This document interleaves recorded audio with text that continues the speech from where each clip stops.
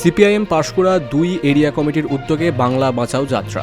গোবিন্দনগর অঞ্চলের জয়কৃষ্ণপুর, পশ্চিম নেকড়া, রানিয়ারা কয়া, মঙ্গলদারি বুথের উপর দিয়ে যাত্রাটি সম্পন্ন হয়। উপস্থিত ছিলেন ইব্রাহিম আলী, নিতাই সান্নিগ্রাহী, নাজির হোসেন, মনোজ মণ্ডল সহ আরও বিশিষ্ট নেতৃত্ববৃন্দ। ভারতের কমিউনিস্ট পার্টি মার্ক্সবাদী সিপিআইএম পশ্চিমবঙ্গ রাজ্য কমিটির ডাকে 29 নভেম্বর থেকে 17 ডিসেম্বর পর্যন্ত বাংলা বাঁচাও যাত্রা আমাদের চলছে। এই বাংলা বাঁচাও যাত্রা রেখে আমরা আমাদের পাঁশকুড়া 2 এরিয়া কমিটির উদ্যোগে গোবিন্দনগর অঞ্চলের পশ্চিম নেকড়া, জয়কৃষ্ণপুর, রানিয়াড়া, কয়া, মঙ্গলদারি এই এলাকার উপরে আজকে আমরা বাংলা বাঁচাও যাত্রা সংগঠিত করেছি। আমার প্রধান দাবি আছে বাংলা বাঁচাও যাত্রায় যে মাইক্রো ফিন্যান্সের জাল থেকে বাংলাকে বাঁচাও, ক্ষুদ্র ঋণের জাল থেকে পরিবার বাঁচাও, বাংলা বাঁচাও, পরিযায়ী শ্রমিককে বাঁচাও, 100 দিনের কাজ অবিলম্বে চালু করাও, ওবিসি সংরক্ষণ পক্ষে সিপিআইএম সব সময় লড়াই করছে।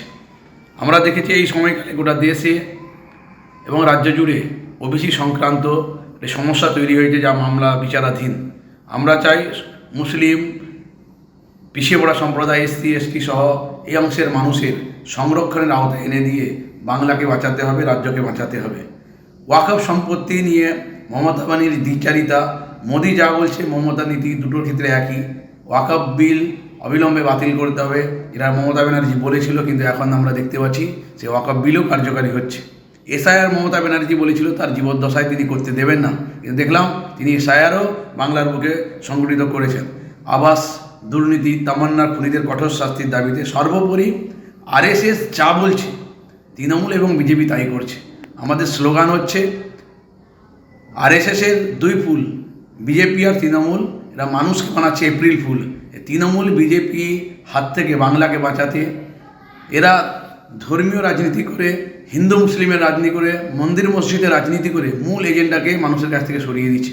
অন্ন, বস্ত্র, বাসস্থান, শিক্ষা, চিকিৎসা, কাজ, চাকরি, শিল্প, কৃষকের স্বার্থের কথা না বলে শুধু এ বলছে মন্দির বানাবো, এ বলছে মসজিদ বানাবো।